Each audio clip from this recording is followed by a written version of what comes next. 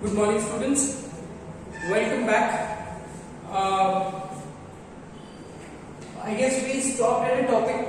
We were doing a topic called as blood. Correct? In the last class, we spoke about components of the blood. है ना? Blood में हमने बात किया था with respect to plasma component, that is the fluid matrix, which forms the 55% of the blood. है ना? और हमने बात किया था with respect to blood cells. Different type of blood cells बात किया था, उसकी प्रोपोर्शंस बात कर लिए थे. Correct. So in the flow chart we spoke about how to differentiate. अगर डायग्राम मिल गया मेरे को एग्जाम में, तो how to differentiate the different type of cell, that is with respect to the nucleus. RBC के अंदर न्यूक्लियस नहीं है, प्लेटलेट्स को आप आइडेंटिफाई कर सकते हो, but when you talk about the डब्ल्यूबीसीज को हम न्यूक्लियस के बेसिस में और ग्रैन्यूल्स के बेसिस में डिवाइड क्लासिफाई कर सकते हैं. Under granulocyte you have eosinophil, basophil and neutrophils. Eosinophil has bilobed nucleus, basophil has S-shaped nucleus and neutrophil has multilobed nucleus. अब multilobed nucleus है, इसलिए इसको दूसरा नाम दिया बेटा, that is called as PMNL, polymorphonuclear leukocyte. Polymorphonuclear leukocyte, PMNL. Polymorpho, poly मतलब number, many, morpho मतलब many, morphology of the nucleus. ठीक है. तो न्यूट्रोफिल हो गया.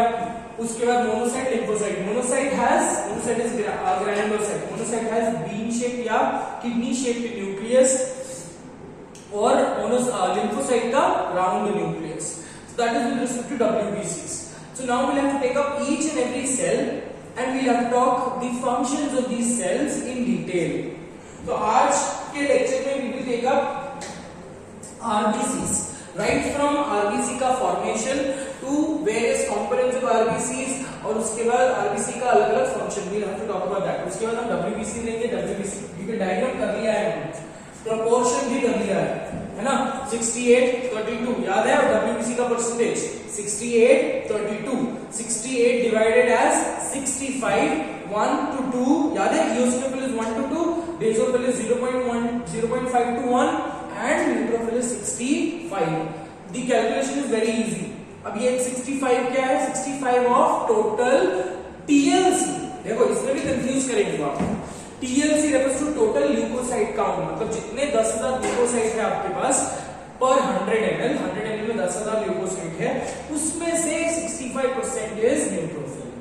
ठीक है. अब इसमें कंफ्यूज करने के लिए वो क्या लिखेंगे? The count of neutrophil is 65% of the TBV. TBV is total blood volume. ठीक है. टोटल ल्यूकोसाइट काउंट या टोटल ब्लड वॉल्यूम, इसमें फर्क है बेटा, है ना. तो टोटल ब्लड वॉल्यूम में तो हम बता ही नहीं सकते. टोटल ब्लड वॉल्यूम में हम पूरा का पूरा सारे ब्लड सेल्स को कंसीडर कर रहे हैं, उसके हिसाब से निकाल रहे हैं. Right.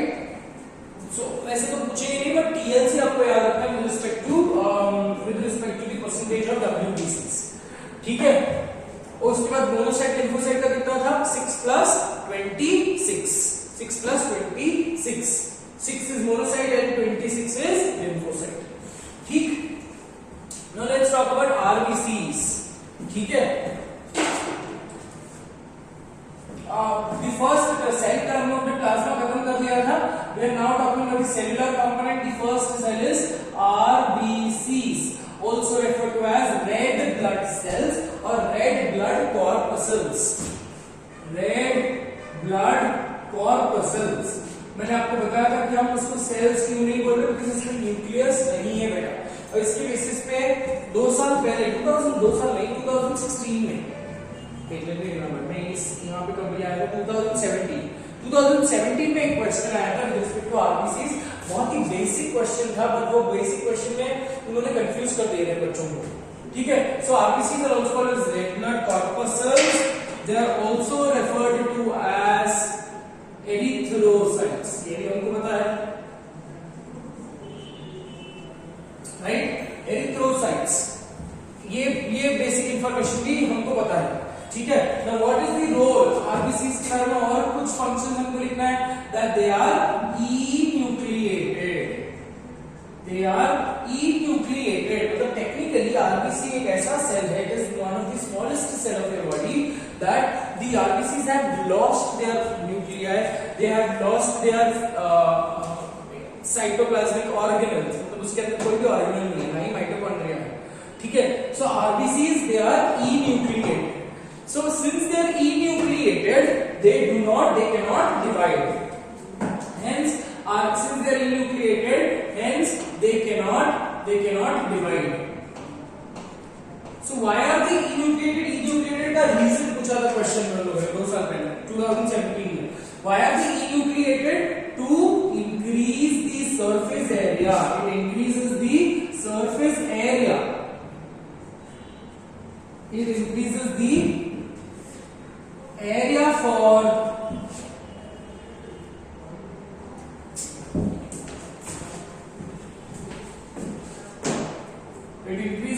cellular area for cellular respiration better, ठीक है.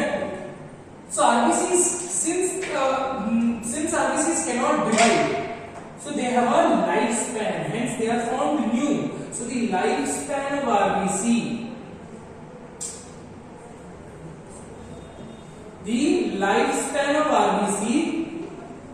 is 120 days, approximately 4 months, ठीक है. 120 days, approximately 4 months. So they are formed, new RBCs are formed and old RBCs are destroyed, ठीक है.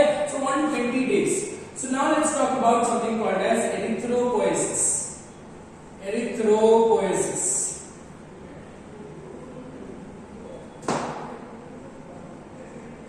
ठीक है. What is erythropoiesis? Poiesis का मतलब क्या है? फॉर्मेशन है. Erythropoiesis refers to formation of RBCs, ठीक है. अब ब्लड का जो मेजर कंपोनेंट है, आज RBCs कहां पे बन रहे हैं? Where is erythropoiesis taking place? It takes place in adults. It takes place in the bone marrow, ठीक है. Wherein in juvenile or in intrauterine life, intrauterine refers to intrauterine life, या इसको ही मैं बोलूंगा in the embryonic stage, ठीक है. In the embryonic stage RBC कहां पे बना होगा? एरिथ्रोपोइसिस कहां पे बना होगा? इन ऑर्डर लिखते हैं, ठीक है. In the embryonic stage the hematopoietic या erythropoietic organs are different. अभी अडल्ट में ऑर्गन क्या है? बोन मैरो को छोड़कर कहीं और आरबीसी बनते ही नहीं है, ठीक है. बट इन दी इंट्राइट, जब आप इनसाइड द मदर्स वूम थे, that time your bone marrow was not well developed, so some other tissues have taken up the function. So in the intrauterine life, the RBCs were produced in the yolk sac. Yolk sac के बाद they were produced in the placenta. Placenta के बाद liver के बाद thymus, ठीक है. So बोलने का मतलब ये है, लिवर के बीच में एक जगह छोड़ दिया हमने, लिवर, स्प्लीन, थाइमस. सो कहां पे ये कौन सी कंडीशन में होता है? इन दी इंट्रायूट्राइन लाइफ. सो अगर आपको क्वेश्चन आया कि first RBC of your life, या फर्स्ट आरबीसी कहां पे प्रोड्यूस हुआ है, ठीक है, of an organism, it is being produced in the yolk sac. So it is very important to identify कि क्वेश्चन में क्या दिया है. अगर क्वेश्चन में दिया है कि अडल्ट आरबीसीज कहां पे बनते हैं, या फिर RBCs in the adults are formed in the bone marrow, but RBCs in a 7 month fetus या 8 month fetus या 6 month fetus, ऐसे कुछ क्वेश्चन लगा तो आपके आंसर बोन मैरो नहीं होगा. Your answer will be any of these, ठीक है. उसमें से कल उन्होंने ये पूछा कि फर्स्ट आरबीसी सबसे पहले, और erythropoiesis starts in an organism. Listen to this question. In an organism erythropoiesis starts in, ऐसा क्वेश्चन है, और ऑप्शन में ये 4 दिए हैं, 1 2 3 4. तो what should be your answer? Your answer should be yolk sac. So yolk sac is the primary particular layer. yolk sac एक embryonic layer है, एक्स्ट्रा एम्ब्रियोनिक लेयर है ना, जो बेसिक सोर्स ऑफ न्यूट्रिशन के जैसे सर्व करता था, right? But in humans, since we do not have yolk as a content, because humans को nutrition continuously मदर से मिल रहा है, तो yolk नहीं है yolk sac के अंदर, तो ये yolk sac खाली है और ये yolk sac के जो cells है they will differentiate and they will form your blood cells. ठीक है बेटा? तो एरिथ्रोपोइसिस कहाँ पे स्टार्ट हो रहा है, कहाँ पे मतलब टेक्निकली ये ऑर्गन्स आपको याद रखने हैं. ठीक? Now when you talk about erythropoiesis, so what we have is अब जब भी मैं ब्लड सेल्स की बात करता हूं बेटा, ठीक है, blood cells are formed out of hematopoietic stem cells, if you remember. So erythropoiesis का जो process है, we start with hematopoietic stem cell. आज ये hematopoietic stem cell कहां पे दिख रहा है आपको? It can be seen in the bone marrow. Correct? Which bone marrow? Red bone marrow. So hematopoietic stem cells दो खानदान में बट जाते हैं, ठीक है, दो खानदान में बट जाएंगे. They will differentiate to form दो lineages, myeloid lineage and lymphoid lineage. Myeloid lineage बाकी सारे सेल्स बनाएगा, lymphoid lineage सिर्फ lymphocyte की lineage बनाएगा. Lineage का मतलब है खानदान, ठीक है. So hematopoietic stem cells, they undergo differentiation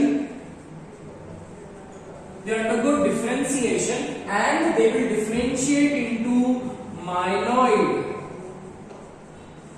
progenitor cell.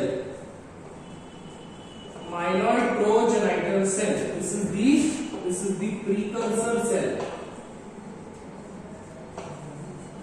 ठीक है, तो दो खानदान में वो बढ़ जाएंगे. माइलॉइड, अब माइलॉइड अगर बन गया तो इसको this has to differentiate into RBC, या it has to differentiate into platelets का सेल, या it has to develop into any other type of WBC except lymphocyte. ठीक है, तो myeloid progenitor cell, अब myeloid progenitor cell will then differentiate or it will develop into a next stage which is called as erythroblast. Again, myeloid progenitor cell will undergo differentiation. क्योंकि ये progenitor cell है, ये basic precursor cell है. अब पता नहीं ना कि आपको इसको आरबीसी बनना है या डब्ल्यूबीसी बनना है. So according to the requirement these cells, progenitor cell will convert themselves into erythroblast.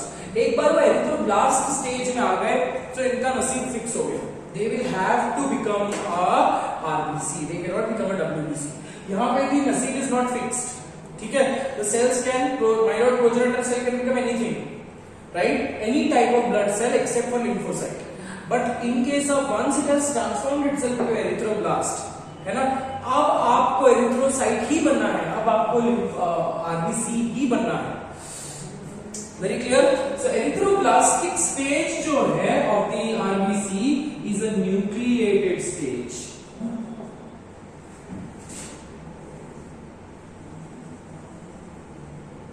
ठीक है, मतलब आरबीसी में एक जमाने पहले न्यूक्लियस था. Erythroblastic stage is nucleated stage. अब उसके बाद जो स्टेज है erythroblast then again modifies itself into another cellular stage that is reticulocyte. Reticulo का मतलब बताया था मैंने आपको. रेटिकुलर का मतलब branching, right? So reticulocyte. So this is that particular phase when the nucleus gets, the RBC gets denucleated. मतलब reticulocyte में ये सेल जो है the RBC, the nucleus disintegrate. अगर मैं एरिथ्रोब्लास्ट को अंडर द माइक्रोस्कोप देखूं तो मेरे को ऐसा दिखेगा with the nucleus. अगर रेटिकुलोसाइट को देखूं, so this nucleus, the nucleus is disintegrating, टूट रहा है nucleus. So the nucleus disintegrate हो रहा है. So ऐसे रेटिकुलर अपीयरेंस दिखते हैं पूरे फाइबर्स के, मतलब क्रोमैटिन फाइबर्स के ऐसे रेटिकुलर अपीयरेंस आपको दिखेगा. So reticulocyte is that site or that stage of the RBC, that stage of your RBC when the RBC is losing its nucleus. इसलिए नाम क्या दिया मैंने? डीन्यूक्लिएशन. देखो यहाँ पे क्या लिखा मैंने? ई न्यूक्लिएटेड, मतलब exit. Enucleated, e refers to absence of nuclei. But यहाँ पे मैंने लिखा है denucleated, technically referring to disintegration या degeneration of your nucleus. So reticulocyte erythrocyte का एक न्यूक्लिएटेड स्टेज है, फिर एक डीन्यूक्लिएटेड स्टेज है, ठीक है। So after reticulocyte, the next stage which is being seen is erythrocyte. मतलब पूरा का पूरा न्यूक्लियस डिसइंटीग्रेट हो गया, ठीक है। अब बचा क्या? एरिथ्रोसाइट। बना क्या? Erythrocyte. So this is how it, मतलब कुछ भी नहीं है, it is just एक सेल अपना अवतार, एक सेल अपना रूप बदल रहा है, that's it, रूप और फंक्शन बदल रहा है, ठीक है। Then it will form erythrocyte, and erythrocyte is enucleated stage.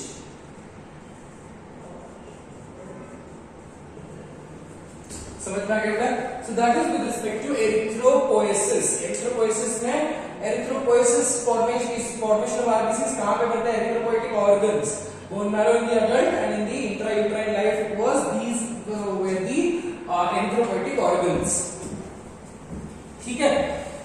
तो erythropoiesis होगा क्यों? When will you find this is with respect to erythropoiesis, क्यों रिक्वायरमेंट है आपको? बिकॉज अगर आपका बहुत ज्यादा ब्लड लॉस हुआ है तो फिजियोलॉजिकली आपके ब्लड आपका number of blood sales will increase. अगर आपका ब्लड डोनेशन किया, हम बोलते हैं ना जनरली कि विद इन 6 months और 3 months you should donate at least 300 ml of blood. क्यों? Because if you donate the blood, that is when your bone marrow will get stimulated and it will lead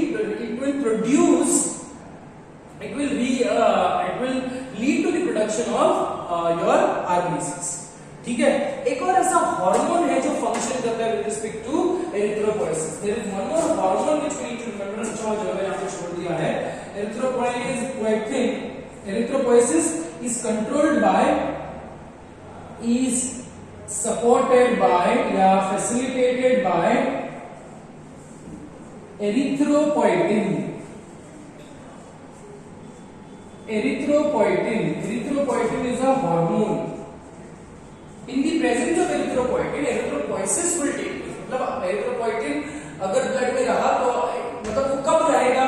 जब आपका blood loss हुआ है, आपके blood में या आपके blood में आरबीसीज कंपैरेटिवली कम है, या आपको कोई कंडीशन है with respect to anaemia like condition है, हीमोग्लोबिन कम है, सो इन सच केसेस, या फिर अगर आपको अक्यूट माउंटेन सिकनेस है। अक्यूट माउंटेन सिकनेस मतलब आप जैसे कि कोई अल्टीट्यूड पे चले जाते हो, आपको चक्कर आने लगता है, you feel breathlessness and you collapse, so that is acute mountain sickness. तो तब आपके your kidneys will produce erythropoietin, and erythropoietin will be responsible for blood cell formation. So erythropoietin बनाता कौन है बेटा? इट इज प्रोड्यूस्ड बाय, ये important है GK question के लिए, याद रखो Aryabhata. It is produced by JG cells of kidney, JG cells of the kidney, ठीक है। सो इतना हो गया, हमने आरबीसी को बना दिया। अब आरबीसी बनने के बाद we have to talk about उसका लाइफ स्पैन। उसका लाइफ स्पैन कितना है? 120 days. What will happen to after 120 days? After 120 days मतलब पूरा हो गया, so we'll write erythrolytic organ या हीमोलाइटिक ऑर्गन। Hemolytic organ मतलब where RBCs are broken down. So RBCs after 120 days, मतलब ये होता है ना कि बच्चा जवान हुआ है, बच्चा जवान होके बूढ़ा हो गया, अब बूढ़ा होके मर जाएगा। Same with your RBC. Fresh RBCs are formed and the old RBCs are destroyed, जो functionless RBCs है, ठीक है। So hemolytic organs are, पहला जो है spleen. Spleen is also called as we all know this, it is called as the graveyard of RBCs.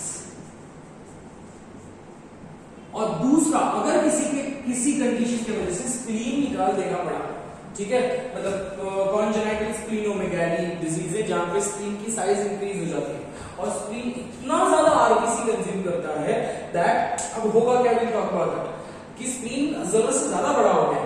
And what is this spleen doing? It is unnecessarily, it is killing or it is digesting or destroying your healthy RBCs. So आपके body का RBC level इतना कम हो जाएगा और RBCs गए तो haemoglobin टूट रहा है, और हीमोग्लोबिन अगर टूटा तो कंडीशन है, haemoglobin is a pigment made out of bilirubin and biliverdin. Bilirubin biliverdin are those component और येलोइश ग्रीन पिगमेंट जो आपके पीसेस को कलर देते हैं। And they are also associated with bile, और bile is associated with fat metabolism, मतलब digestion of fat. तो अब कंडीशन क्या होगा सुन लो, अगर कॉन्जेनिटल स्प्लीनोमेगाली है, अगर एक इंसान को बार-बार जॉन्डिस हो रहा है, that can be a condition. Jaundice generally should not relapse within 6 months.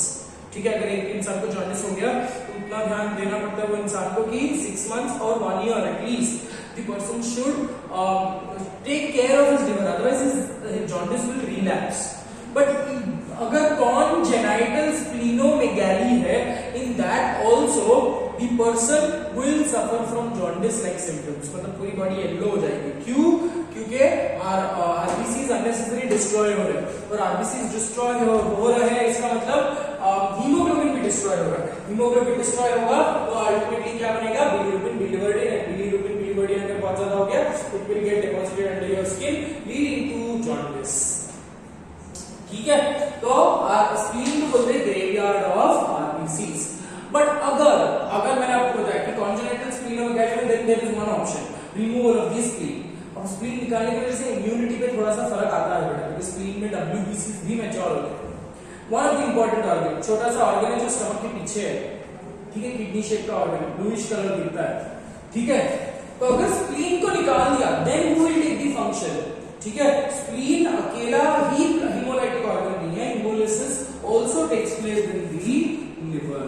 तो अगर स्प्लीन अभी मेजरली देखो, स्प्लीन का और कोई काम धंधा है नहीं, तो spleen is only and only taking care of breakdown of RBCs और एंड डब्ल्यूबीसीज। बट लिवर के पास 500 के ऊपर काम है ना। Liver is one of the gland which has more than 500 physiological functions in your body. Out of those 500 function, one function is destruction of RBCs. तो चलो, liver के पास बहुत सारा काम है, but in case of breakdown or in case of removal, splenectomy or removal of spleen, your liver will take up the functions. Liver is also, but liver को हम graveyard नहीं बोलेंगे, because liver अकेला, liver का एक ही काम नहीं है, इसका एक ही काम है ना। graveyard पे, graveyard मतलब technically जहाँ पे जो लोग मर गए हैं, right? Liver is not called as the graveyard because liver is doing other functions also. ठीक है, चलो फटाफट मैं स्क्रीन से हट जाता हूं, आप लोग इतना कॉपी कर लो बेटा।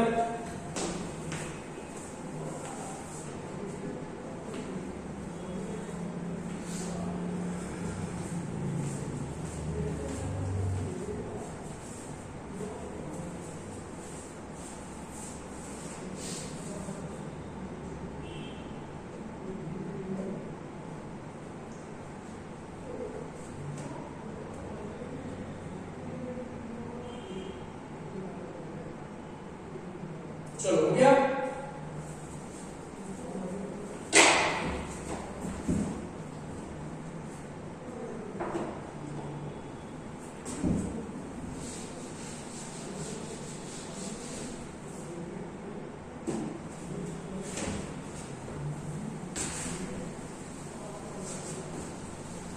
So now let's understand some more features and properties of RBCs. And then we will move on to WBCs.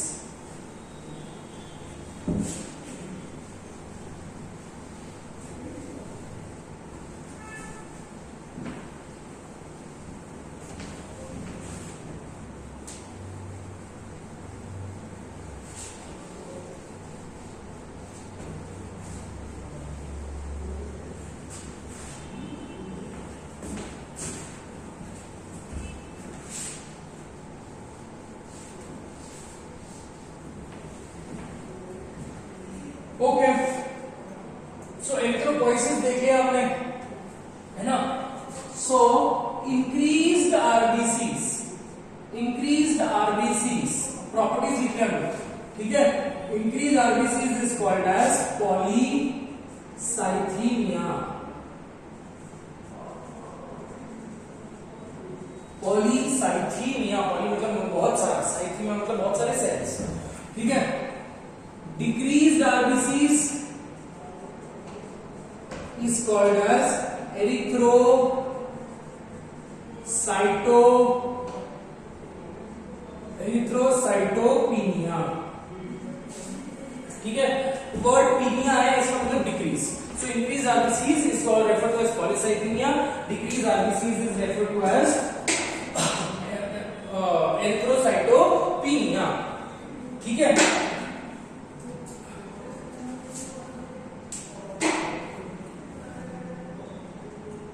Abnormal RBCs with respect to, let's talk about the abnormalities now. Abnormalities in RBCs. ठीक है. abnormalities में we have to understand with respect to first abnormality is change in shape. ठीक है. change in shape. अगर RBC generally कैसे shape के है, plate flat बाइकॉन्केव structure है इनके, है ना. मैंने आपको कल ही बताया था, लास्ट क्लास में बताया था कि एक फ्लैट प्लेट है जिसको एक पिज्जा का ये बनाया आपने, पिज्जा का क्या होता है वो, पिज्जा का रोटी बनाया है, ऊपर और नीचे से मुक्का मारा है. That is how your RBCs appear. They have a concavity and that concavity is due to the loss of nucleus. ठीक है. And other cellular organelles. So अगर आरबीसी का एक फिक्स्ड शेप है, अगर कभी कभी आरबीसीज इंक्रीज इन साइज में बड़े हो जाते हैं, कभी कभी साइज में छोटे हो जाते हैं. So we will talk about that. So change in the shape and change in the size. ठीक है. Change in the shape is referred to as poikilocytosis. Change in the shape को मैं बोलूंगा, इसी के चेंज इन दी शेप को मैं बोलूंगा पॉइकिलोसाइटोसिस. ठीक है. अब पॉइकिलोसाइटोसिस आरबीसी के चेंज में आपने ये बचपन में एक्सपेरिमेंट किया होगा. If RBC is kept in salt water, what will happen. RBC अगर सॉल्ट वाटर में रखा तो water from the RBC will move out, है ना, बिकॉज़ अंदर हाइपोटोनिक सॉल्यूशन है, बाहर हाइपरटोनिक सॉल्यूशन है, पानी आरबीसी से बाहर जाएगा, साइटोप्लाज्म में से बाहर जाएगा and the RBC will undergo shrinkage. So that is this change, है ना. अगर बॉडी में सॉल्ट कंटेंट बहुत ज्यादा हो गया है, so RBC might shrink. ठीक. और अगर RBC को हमने कोई let's say for example dilute water में रख दिया, dilute suspension में रख दिया, तो RBCs might undergo swelling up. It will become turgid. RBCs will become turgid. ठीक है. Swollen RBCs. So change in the shape में we have to understand shrinkage. पहला हम लिखते हैं crenation. What do you mean by crenation? Crenation is shrinkage.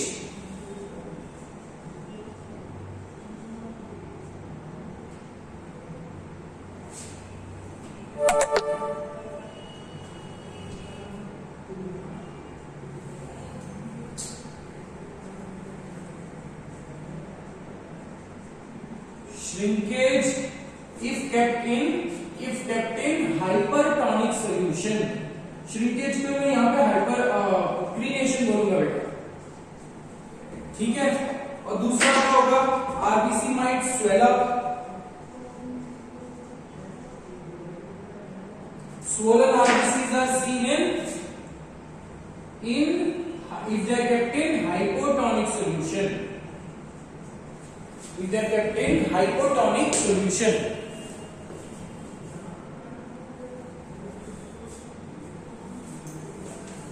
ठीक है.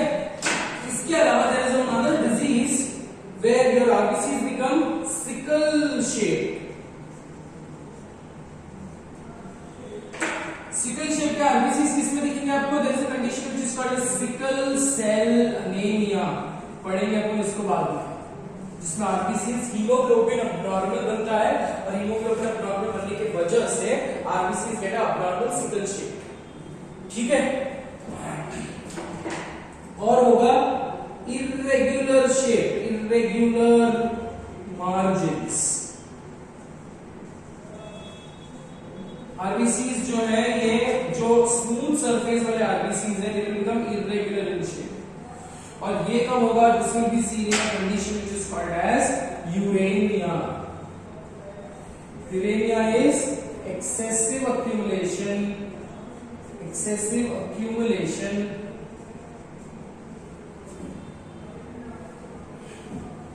excessive accumulation of urea in blood. तो अगर बहुत ज्यादा टॉक्सिन्स जमा हो गए तो भी क्या हो जाएगा, the RBCs will undergo irregular shape, irregular margination. ठीक है, so that is with respect to change in the shape of the RBCs. as RBC का स्ट्रक्चर बदल रहा है, यहाँ पे बहुत ज्यादा टर्जिड हो रहे हैं, यहाँ पे श्रिंक हो रहे हैं, यहाँ पे सिकल शेप हो गया, so change is referred to as spiculocytosis. ठीक है, the second abnormality which you can see is change in the size. Change in the size is called as anisocytosis. Change in the size is called as anisocytosis. Size में भी यहाँ पे क्या हो रहा है, सेल बड़ा होगा, मैक्रो होगा या माइक्रो होगा, है ना. आपने अगर कोई नॉर्मल ब्लड रिपोर्ट्स देखे होंगे तो नॉर्मल सीबीसी में उन लोग नीचे वो लिखते हैं, रिपोर्ट लिखते हैं, तो कंक्लूजन लिखते हैं कि नॉर्मोक्रोमिक आरबीसीज या macrocytosis seen. So when you say macrocytosis, एक अबनॉर्मल कंडीशन है, where your RBCs become larger in size. ठीक है, macrocytosis, that is also referred to as macrocytic anaemia या फिर माइक्रोसाइटिक एनीमिया. माइक्रोसाइटिक एनीमिया में RBC की size बहुत छोटी हो जाती है. ठीक है, अब देखो बेटा लॉजिक ये है, अब हम इसको breathing and exchange of gases में भी ये पढ़ने वाले हैं. RBCs can change their structure. अगर आप deoxygenated blood and oxygenated blood में कंपेयर करोगे, ओके, डीऑक्सीजनेटेड ब्लड में आरबीसी की size is smaller as compared to that of the RBC in the oxygenated blood. दो चीजें हैं, एक तो मैंने वेन में से ब्लड विड्रॉ किया है और एक तो मैंने आर्टरी से ब्लड विड्रॉ किया है. ठीक है, वेन से ब्लड विड्रॉ किया, आर्टरी से ब्लड विड्रॉ किया, दोनों में मैं आरबीसी की साइज कंपेयर कर रहा हूं. I am checking the diameter of the RBCs. So what do I see? Astonishingly, I see that deoxygenated blood में RBC की साइज छोटी है and my mistake. Deoxygenated blood में RBC की साइज बड़ी है and oxygenated में RBC की साइज छोटी है. अब सर ऐसे कैसे हो गया? ऑक्सीजनेटेड में तो ज्यादा होना चाहिए क्योंकि उसने ज्यादा हीमोग्लोबिन ज्यादा ऑक्सीजन बाइंड किया होगा. देखो ऑक्सीजनेटेड ब्लड में already we know that the RBCs are loaded with haemoglobin and haemoglobin are loaded with oxygen. मतलब ऑक्सीजनेटेड ब्लड में ऑलरेडी इतना सारा ऑक्सीजन है कि और ऑक्सीजन की रिक्वायरमेंट नहीं है और वो एक्सेप्ट नहीं कर सकता. तो साइज इज कंपैरेटिवली प्लेट की साइज देखो, है ना, हम गांव से बुफे में खाना खाने जाते हैं तो जानबूझ के केटरर्स वाले क्या करते हैं, छोटा प्लेट दे देते हैं, बड़ा सा थाली की जगह पे छोटा प्लेट देंगे. क्यों? बिकॉज छोटे प्लेट में हम बहुत सारे डिशेस नहीं ले सकते. So we will have to patiently, लोग रहते हैं ना पेशेंटली घूम के हर चीज को खाएंगे, राइट. एक स्ट्रैटेजी है. अगर मैंने बड़ा प्लेट दे दिया तो वो बार बार नहीं घूमेंगे, राइट. एक ही बार ले लेंगे और एक बार चख बैठ जाएंगे वहां पे भीख जैसे और बस खाते बैठेंगे. तो यहाँ पे बोलने का मतलब क्या है, if you have larger plate you will have more scope of putting up the dishes. If you have a smaller plate your number of dishes are restricted. So oxygenated में ऑलरेडी ऑक्सीजन है, correct. Deoxygenated में there is no oxygen, so there is scope of more and more taking up more and more oxygen. ये logic ही लग जाता है कि deoxygenated blood में अभी स्कोप है, ऑक्सीजन को लेने का स्कोप है. ऑक्सीजनेटेड ब्लड में पेट भर गया, ऑक्सीजन ऑलरेडी सरप्लस है, ऑक्सीजन ऑलरेडी सैचुरेटेड है, तो आरबीसी को और बड़ा प्लेट बनाने की जरूरत नहीं है, right. So RBC are smaller in shape, smaller in size in oxygenated blood and deoxygenated blood they are larger in size because of binding, because there is a scope of oxygen binding. ये तो normal condition है, हर एक individual में होगा, ठीक है. But there are several other factors. Let's say for example कभी लोगों को होती है विटामिन ई की deficiency, right. So vitamin E की डेफिशिएंसी से एक डिजीज होता है जिसको बोलते हैं मेगैलोब्लास्टिक एनीमिया, मैक्रोसाइटिक एनीमिया. बेटा मैक्रोसाइटिक एनीमिया, देखो लॉजिक लगाओ, क्या बोला मैंने आपको, डीऑक्सीजनेटेड ब्लड में ब्लड सेल का साइज है, आरबीसी का साइज क्या है, बड़ा है, ठीक है. अब इमेजिन कर लो कि ऐसे बड़े डिफरेंस बताया मैंने आपको कि ये नॉर्मल कंडीशन है एंड बड़ा मतलब बहुत ज्यादा बड़ा नहीं होगा. It is not like a blooming lotus, it is not just like that कि एक बड है और एक ब्लूम्ड है. इतने साइज में डिफरेंसेस नहीं है, पार्शियल थोड़ा सा साइज में डिफरेंसेस आएगा। अबे आप यहाँ पे लॉजिक लग जाता है, मैक्रोसाइटिक एनीमिया अगर सेल आरबीसी अनयूजुअली बड़े हो गए तो will they be able to bind with lot of, मतलब technically is that a healthy condition? It is not a healthy condition, correct. अब बोलने का मतलब ये है बेटा, when there is deficiency of vitamin E there is a condition which is called as macrocytic anaemia. Macrocytic anaemia, अब vitamin E क्यों चाहिए आपको? मैच्योरेशन ऑफ आरबीसीज के लिए, जब कोई मैच्योरेशन ऑफ आरबीसीज फंक्शन लेने के लिए, सो जब मैच्योरेशन ऑफ आरबीसीज होता है तो RBCs become smaller in size, ठीक है, बिकॉज वही है, they have to pass through the capillaries and वो पर्टिकुलर रीजन है। So, because of the deficiency of vitamin E, RBCs do not successfully become smaller and they remain as larger RBCs and macrocytic RBCs. But macrocytic RBCs का disadvantage ये है कि mature नहीं है, तो ये actively perform, actively काम नहीं कर पाएंगे. So it is comparatively dangerous for us. ठीक है? So let's try and understand macrocytosis and microcytosis. ठीक है, चेंज इन दी साइज में चेंज इन दी साइज में you have macrocytosis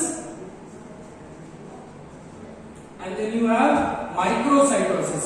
macrocytosis is large, अब नेक्स्ट टाइम यदि आप एक ब्लड रिपोर्ट पढ़ोगे तो ये देखना इसका मतलब क्या है, लार्ज साइज्ड आरबीसीज, दोनों डेंजरस है, ठीक है। और लार्ज साइज आरबीसीज क्यों हो रहे हैं? This can be due to deficiency of vitamin E, ठीक है, deficiency of vitamin E। अगर मैक्रोसाइटोसिस वैसे ही रहा तो it might lead to macrocytic anemia, ठीक है। The next is मैक्रोसाइटोसिस हो गया, the other is called as microcytosis. What is microcytosis? This is smaller RBCs. This can be due to deficiency of iron.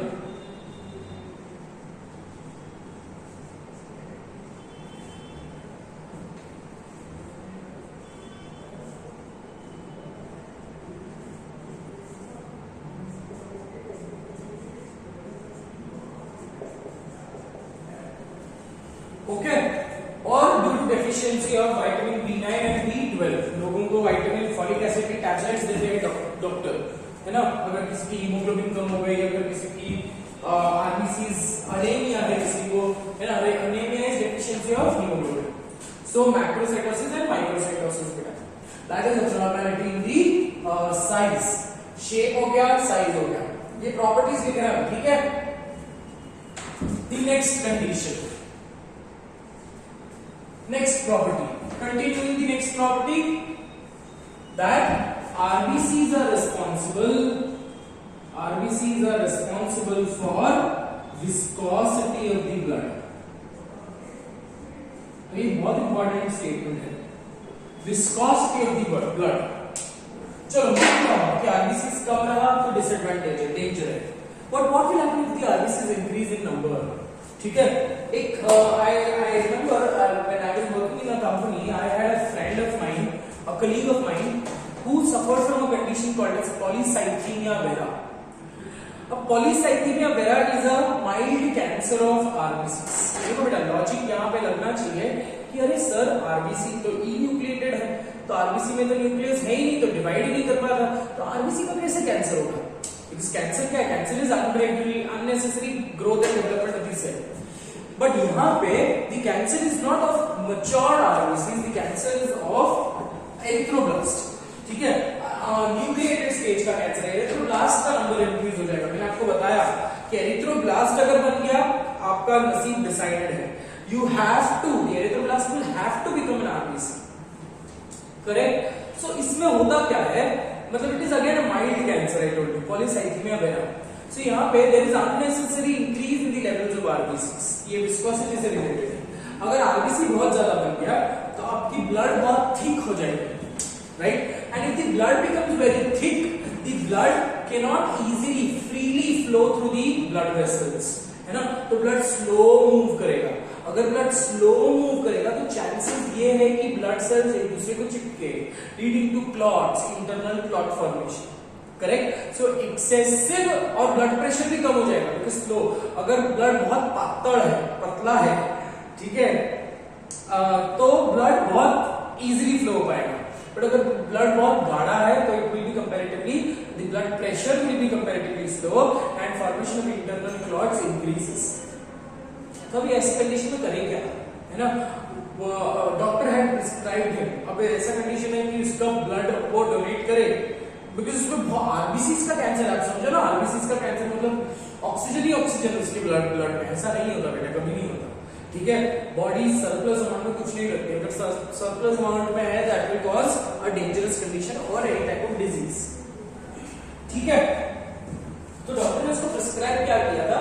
Prescribe किया था कि every month approximately he used to donate, he can not donate, right? So he used to throw, discard his blood approximately हर महीने या हर 3 महीने में उसको approximately 20 to 50 ml of blood को डिस्कार्ड करना पड़ता था, ब्लड विड्रॉ करना पड़ता था खुद से ही, और ये ब्लड को उसको बेसिक में फेंक देना पड़ता था। मतलब सोचो कि एक ऐसा disease where you have to waste your own blood cells, right? So that is again a very dangerous condition. So normal haemoglobin होना चाहिए, अगर हीमोग्लोबिन बहुत ज्यादा है that is also dangerous, haemoglobin बहुत कम है तो that is very dangerous, but haemoglobin बहुत ज्यादा है तो बहुत ज्यादा खुशियां मत मनाना, ठीक है? So RBCs are responsible for viscosity of the blood, ठीक है?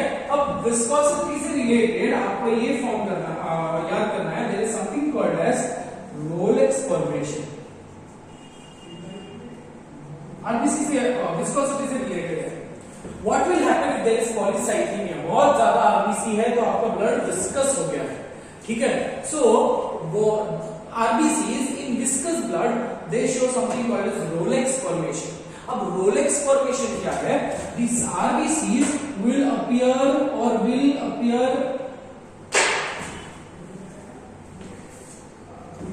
Rolex formation is stack of coin appearance, coins.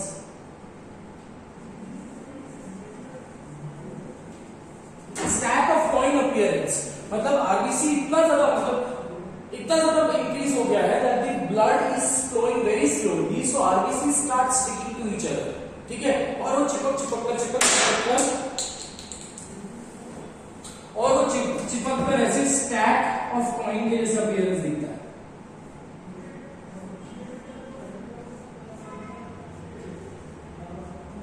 So blood में ऐसा अपीयरेंस आपको दिखेगा, cluster of RBC. This is called as Rolex formation. ठीक है बेटा? So important point with respect to RBC that it is responsible for viscosity of the blood. ठीक? इतने properties लिख लो फटाफट।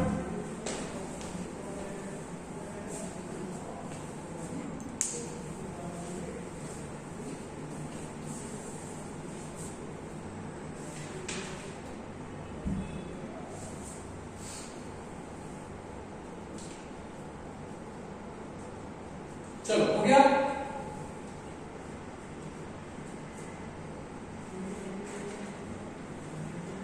कंटिन्यूइंग, ये इरेज कर रहा हूं, नेक्स्ट प्रॉपर्टी लिख रहे हैं हम लोग।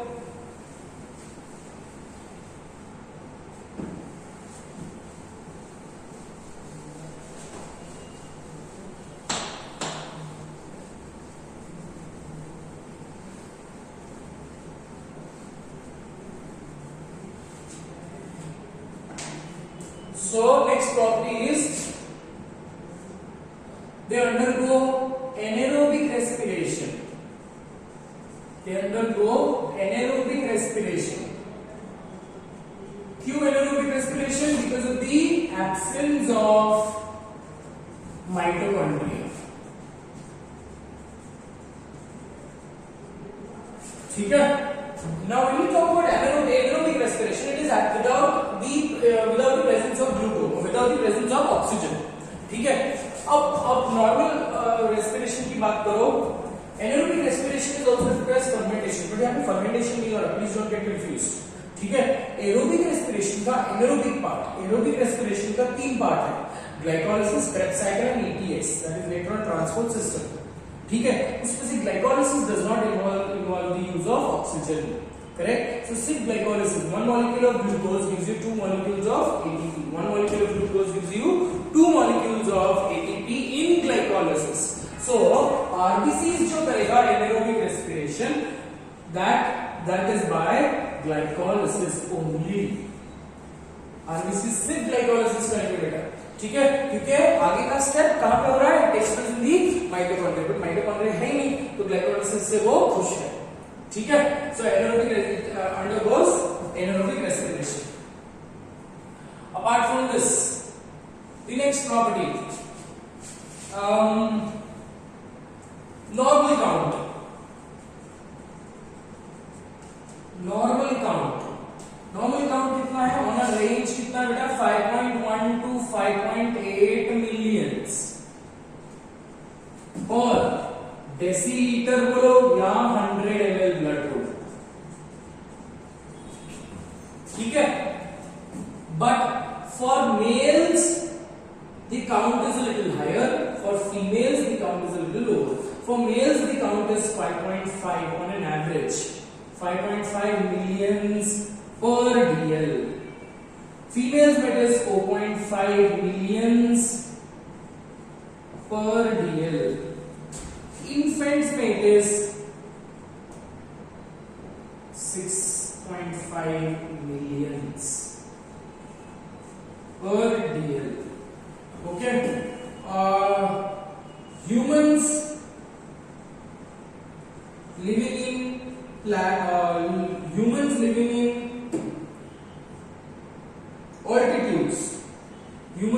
in altitudes, high altitudes, इनका unusually RBCs will become 8 millions per year.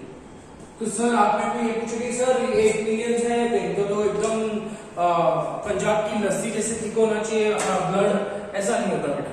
ठीक है. उनकी रिक्वायरमेंट ही वो है, वो हाई ऑल्टीट्यूड्स में रह रहे हैं बेटा. हाई ऑल्टीट्यूड्स में there is very less low oxygen tension. अब लो ऑक्सीजन टेंशन की वजह से अगर मैं यहाँ पे I am used to this condition, अचानक से मेरे को किसने शिमला में डाल दिया है ना, तो कुछ टाइम के लिए मेरा सांस ऐसे लंबी सांस ना हो, because I am trying to gasp for air. When I am trying to gasp for air I try to take up as much air as possible. ठीक है. तो ऐसा पूरी जिंदगी नहीं रह सकते ना, तो ऑटोमेटिकली आरबीसीज का नंबर इंक्रीज हो जाता है, so that they can do a normal breathing. So यहाँ पे कंडीशंस ये नहीं है मेरा कि सर ब्लड बहुत ठीक हो जाएगा. ठीक है. सो इन्फेंट्स में इतना मींस इन्फेंट्स की ब्रीदिंग रेट हाई होती ही है. ठीक है. Let's come back to humans, male and female में. Why do you think there is a difference in male and female का नंबर? ठीक है. Now here the story goes with evolution. ठीक है. एवोल्यूशन जनरली अभी आप देखोगे तो मेल्स में एनीवेज हीमोग्लोबिन भी ज्यादा होगा काउंट और आरबीसी भी ज्यादा होंगे. हार्ट की साइज भी मेल का बड़ा है. सो बोलने का मतलब ये है एवोल्यूशनरी कॉन्सेप्ट के हिसाब से या फाइलोजेनी के हिसाब से males were considered and are considered as power workers. मतलब अगर फिजिकल एक्सरसाइज की बात करें, so the male architecture, the male body, the male physique is used to or it is designed in such a way that they can do physical exercise. इसलिए mails को heavy musculature आता है. अगर थोड़ा सा भी आप वर्कआउट करोगे तो थोड़ा आपके मस्कुलेचर इजीली डेवलप होते हैं. वेयर ही फीमेल्स में बाइसेप ट्राइसेप नहीं डेवलप होते, बहुत ज्यादा नहीं डेवलप होते. वो तो बहुत हेवी वर्कआउट जो करते हैं, जो बहुत हेवी स्टेरॉइड्स लेते हैं, उनमें उन लेडीज में मसल्स डेवलप होते हैं, because muscle development is due to a hormone called as testosterone. Right. So बोलने का मतलब ये है कि males were considered to be physical, males were doing a lot of physical exercise, because पहले के जमाने में लोगों को मेल्स को क्या करना था, हंटिंग को जाना पड़ता था, दौड़ना पड़ता था, है ना, और जानवर पकड़कर उसको कंधे पे लाद कर लाना पड़ता था. वही औरत क्या करती थी, फीमेल एक डेन में बैठी रहती थी, चूल्हा लगाती थी, खाना बनाती थी, बस सर्व करती थी। So there was no physical exercise, there was no demand of oxygen, there was no demand of glucose from the female, but male में it was always at a higher notch, है ना। So evolution ये बोलता है that females are sedentary workers, बस उन काम करना है ना। मतलब टेक्निकली बॉडी में ज्यादा हालचाल नहीं है, अगर बॉडी में ज्यादा हालचाल नहीं है तो उनकी एनर्जी आउटपुट भी बहुत कम है, इनपुट तो कम है ही, आउटपुट भी बहुत कम है। सो उनको इतनी ज्यादा खुराक की जरूरत ही नहीं है, इतनी ज्यादा आरबीसीज की जरूरत नहीं है, बिकॉज़ आरबीसीज अल्टीमेटली इससे क्या एसोसिएटेड है, एटीपी, है ना। RBC is associated with oxygen, and oxygen और ग्लूकोज साथ में घूम फिरकर अल्टीमेट प्रोडक्ट क्या है, एटीपी। जितना ज्यादा आरबीसी उतना ज्यादा एटीपी घूम फिर, मतलब it is again correlation. So evolution ये बोलता है कि फीमेल्स को इतनी ज्यादा आरबीसी की जरूरत ही नहीं है, तो मत दो, है ना। तो फीमेल्स में that is why this is according to the evolutionary concept that males में ज्यादा क्यों है, because males are considered to be power workers, strenuous worker, right, whereas females are considered to be sedentary workers, slow workers. No offenses here, but जो बात है ये बात है ना। वो no offenses, I don't want to make up a statement, I don't want a lot of people to dislike this particular video because of this statement, but ये बात तो है at least biologically male and female are not equal. So ये जो gender equality के जो नारे लगाते हैं, है ना, जो बहुत बोलते हैं, मतलब every point certain point में there is comparison that what is ऐसा क्या है जो लड़कियां कर सकते हैं और लड़के नहीं कर सकते, ऐसा क्या है जो लड़के कर सकते हैं लड़कियां नहीं कर सकती। तो ये जो बकवास नारेबाजी करने वाले सोशल एक्टिविस्ट जो लोग होते हैं, उनको प्राइमरी ये समझाना पड़ता है कि mail and female both of them have their own due respect within their own due domains, right? अगर मैं एक फीमेल के डोमेन में एंटर करूंगा so I will lose my respect. अगर फीमेल मेल के डोमेन में एंटर करेगी so she will also lose the respect. So when you talk about equality, we are equal in our own respect, in our own sense, in our own physique and physiology, right? When point कब आता है, जब एक दूसरे से मैं compare करूंगा। If I compare my lifestyle और my condition with the female, again उसमें तो कोई कंपैरिजन है ही नहीं, और वैसे ही अगर वाइस वर्सा हो तो देयर इज नो कंपैरिजन। सो बात यहाँ पे आती है, बात यहाँ पे लोग अड़ते हैं, ठीक है। So no offences, even biology says that male and female are not equal and they will never be equal. They might be millions of years later, they might come to equal level with respect to their physiology. तो उसमें भी अब female लोगों को ऐसा होना पड़ेगा कि जनरेशन फीमेल लोगों को ही फिजिकल एक्सरसाइज करना पड़ेगा एंड मेल को कुछ एक्सरसाइज करना नहीं पड़ेगा। तो उसके नेक्स्ट जनरेशन आफ्टर जनरेशन में धीरे धीरे आरबीसीज का नंबर इंक्रीज हो सकता है, and for this it will take thousands of years, right.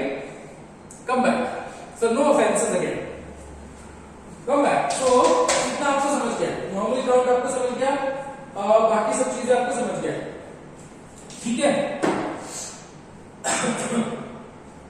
Apart from this, you also need to write, or you also need to know the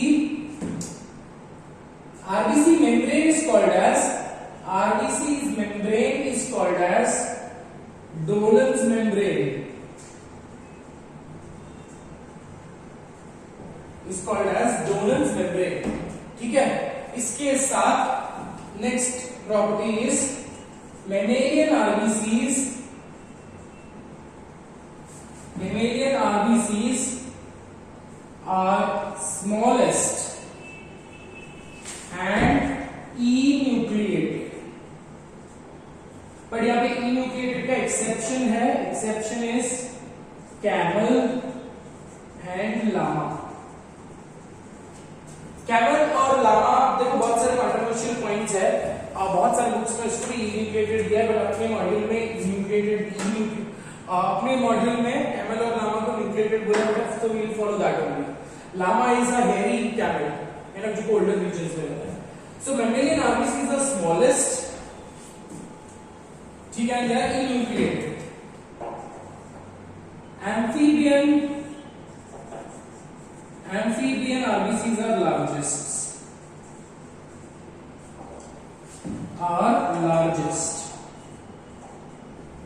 ठीक है, एक मिनट। मैमिलियन आरबीसीज में भी हम पहले ये लिखते हैं, मैमिलियन आरबीसीज आर स्मॉलेस्ट, इसमें भी हम लिखते हैं स्मॉलेस्ट। उसमें भी एलिफेंट के पास, ये स्मॉल में भी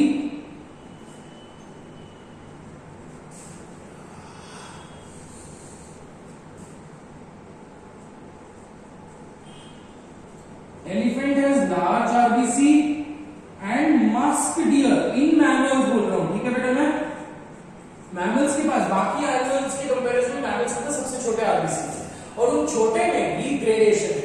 elephants has the largest RBC और मस्क डियर कस्तूरी मृग हैज द स्मॉलेस्ट आरबीसी, ठीक है।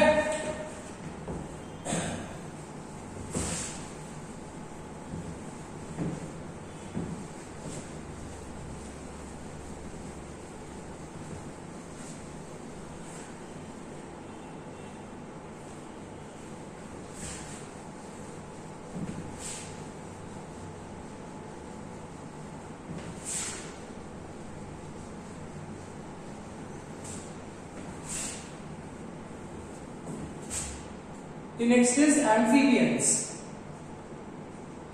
In animal kingdom, amphibians have the largest and nucleated RBCs. Largest and nucleated RBCs. उसमें भी सबसे largest is Amphiuma, एक amphibian है, Amphiuma and Proteus. In amphibians, Amphiuma and Proteus, they have the largest RBC in animal kingdom. They have the largest RBC in animal kingdom. ठीक है बेटा।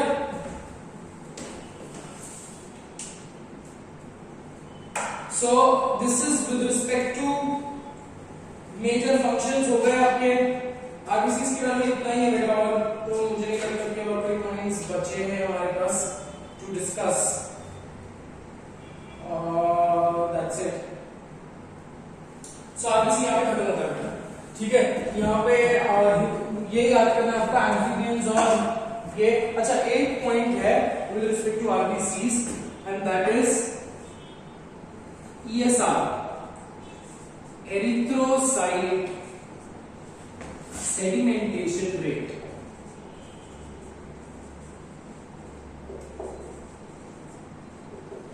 Erythrocyte sedimentation rate, ठीक है।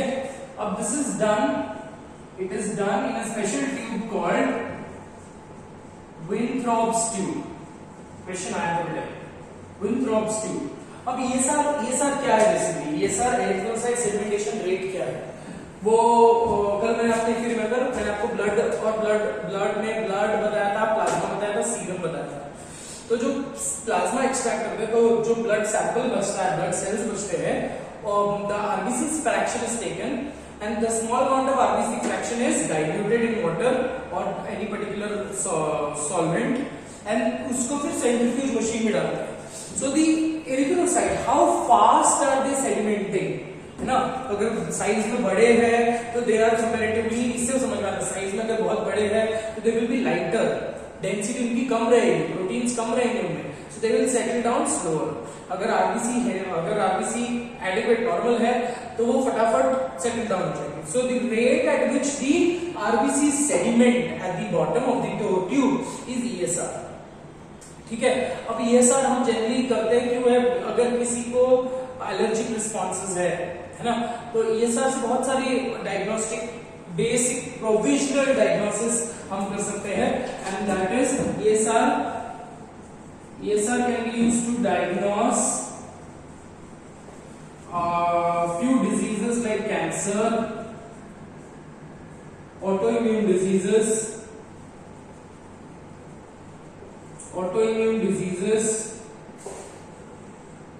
rheumatoid arthritis,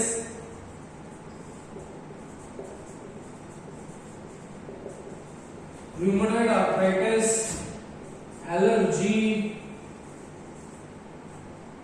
tumor, etc. ठीक है? So that ends with our RBCs. Tomorrow we will take up WBCs for now. ठीक है, इतना कॉपी कर लो बेटा.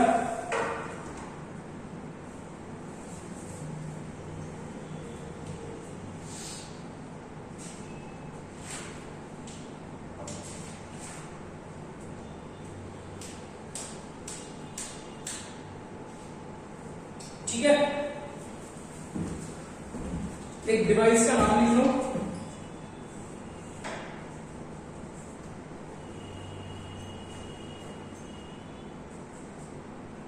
The RBC number, RBCs are counted on a hemocytometer.